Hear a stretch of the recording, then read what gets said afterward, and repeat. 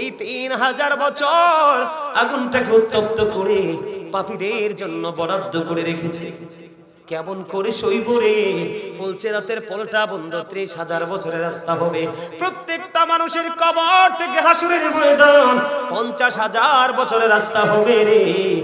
সেদিন তোমার কোনো উপায় খুঁজে পাবা না। চিৎকার কান্না আকাশ বাতাস ভারী হয়ে যাবে রে। ও বন্ধু, তোমার ডাক কেউ সেদিন শুনবে না। কারণ আল্লাহ রাব্বুল আলামিন এমন একটা কোরআন তোমার আমাকে দিয়েছে। আল্লাহ রাব্বুল আলামিন বলে দিয়েছে, Allah is all in all, follow his law and light for eternal success.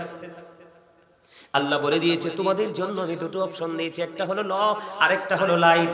একটা হলো আল্লাহ, আরেকটা হলো আল্লাহর হাবিব। একটা হলো কোরআন, আর একটা হলো হাদিস।